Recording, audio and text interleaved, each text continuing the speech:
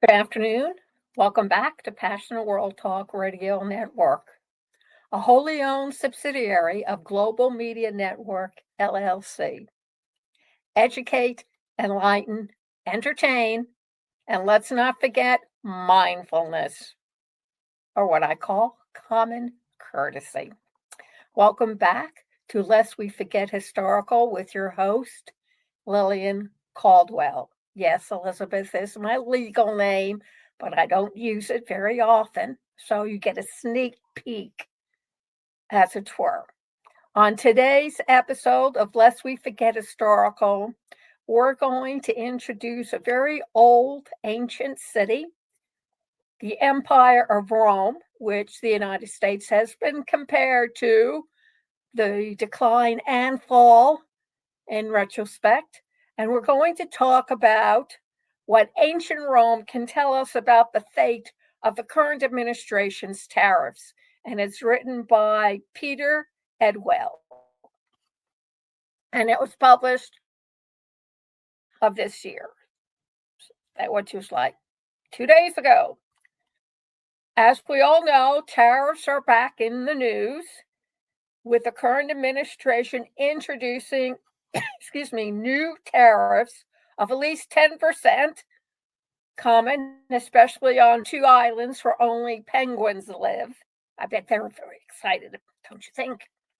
And they justify slapping a 10% on the penguins. I guess if they want to sell their eggs to the United States, that they would be charged a tariff. Food for thought. The tariff 10% on a vast range of goods imported into the United States. And for other countries, the tariffs will be higher. Analysts have expressed shock and worry. We all know about the stock market crashing, with the ideas that it could lead to inflation and or a recession in the United States. As someone who spent many years researching the economy of ancient Rome, Mr. Edwell suggests it feels sort of familiar. He goes on to say that tariffs were used in ancient Rome, and for some of the reasons that our current government claims to be using them today. Unfortunately for the Romans, as well as the US of A, those tariffs often led to higher prices, black markets, and other economic problems. And like the US of A, the Roman Empire continued to expand and become richer, and its wealthier citizens demanded increasing amounts of luxury items, just like the USA, especially from Arabia, India, and China. China's always there. This included silk, pearls, pepper, and incense. There was so much demand for incense, for example, the growers in southern Arabia worked out how to harvest it twice a year. Pepper was found on an archaeological site as far north as Roman Britain. Around 70 CE, the Roman writer Pliny, Pliny, who later died in the eruption on Pompeii, complained that 100 million sesterces, sesterces, a type of coin, drained from the empire every year due to luxury imports. About 50 million of them a year, he reckoned, was spent on trade from India alone. However, the cost of these imports were even more than Pliny had deduced. An Egyptian document known as the Muziris, Muziris, papyrus, from about the same time Pliny wrote, shows one boatload of imports from India was valued at 7 million sesterces. Hundreds of boats laden with luxury sailed from India to Egypt, and let's not forget Egypt was a province of Rome, every year. Palmyra, an ancient city in what's now known as Syria, in the 2nd century CE, An inscription shows 90 million sesterces in goods were imported in just 1 month. And in the first century of BCE, Roman leader Julius Caesar gave his lover Servilia, mother to Brutus, of course, who murdered Julius Caesar, imported black pearl worth 6 million sesterces. It's often described as one of the most valuable pearls of all time.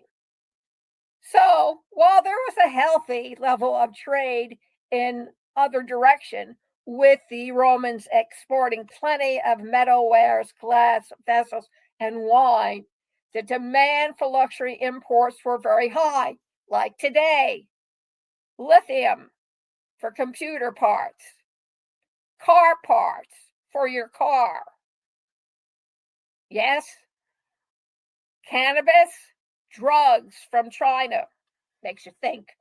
The Roman government charged a tariff of 25%, known as the titarte, T-E-T-A-R-T-E, on imported goods.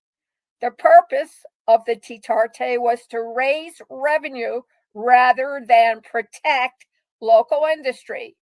These imports mostly could not be sourced in the Roman Empire.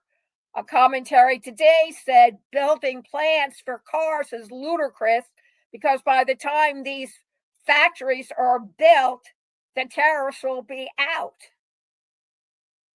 And it won't help anybody during that time while they're being built. Just something to think about.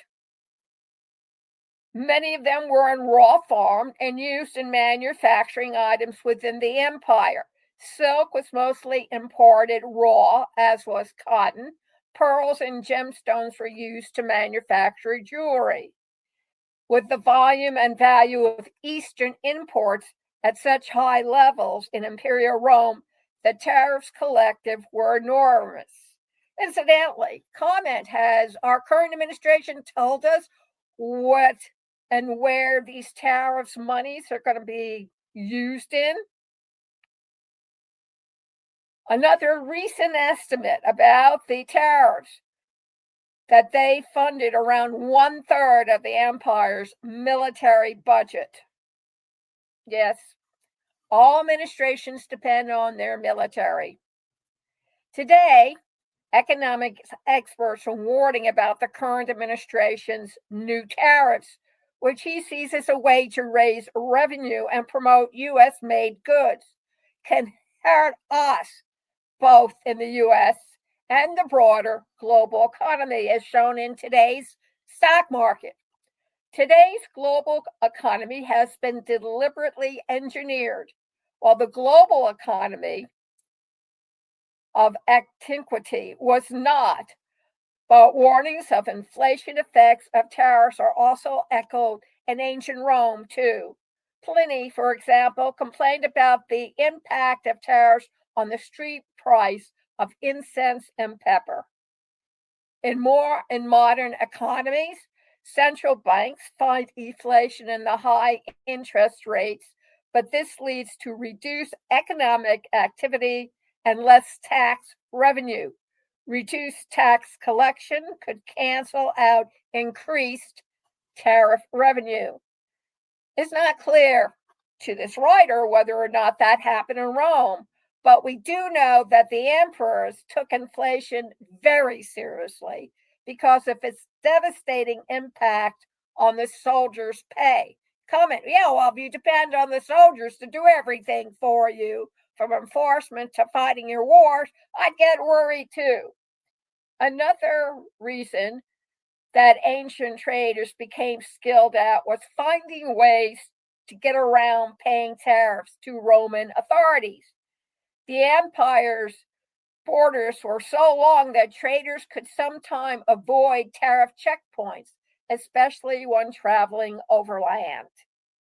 This helped strengthen black markets, which the Roman administration was still trying to deal with in the 3rd century, when its economy hit the skids and inflation soared.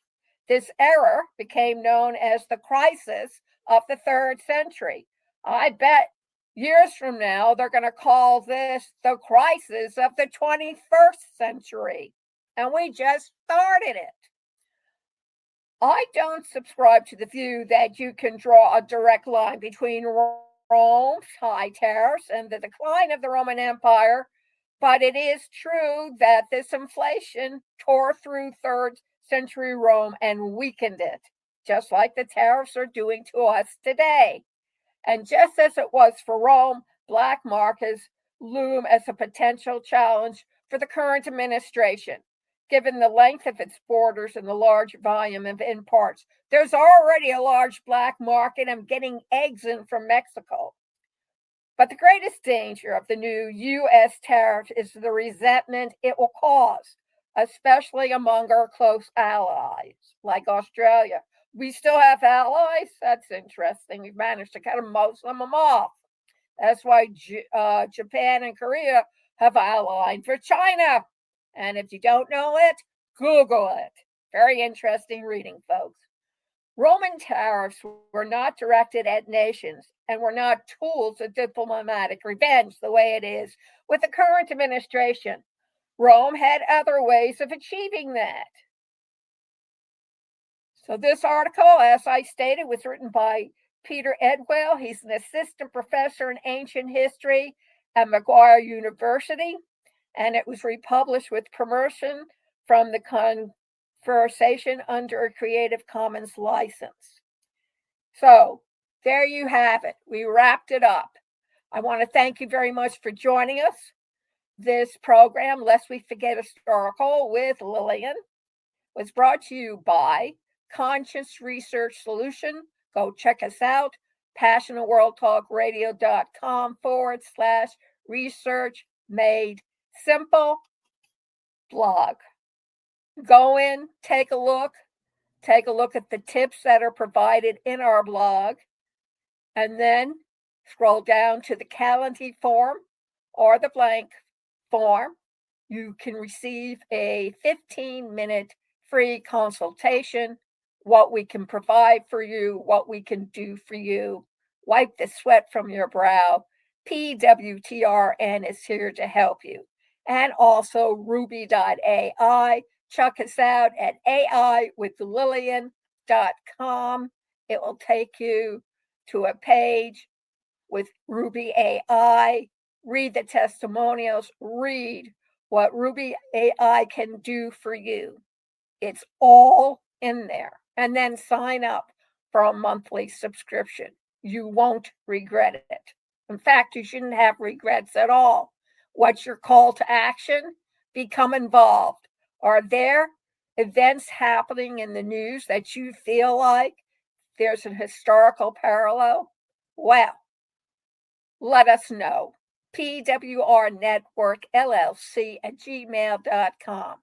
And better yet, if you do receive your news in the form of podcasts, donate to PWR Network or passionatworldtalkradio.com/donate and help maintain and keep this all-woman run and owned internet talk radio station on the air. Once likened to PBS, you don't want us to move backwards. Thank you very much for listening, and remember, have a terrific weekend.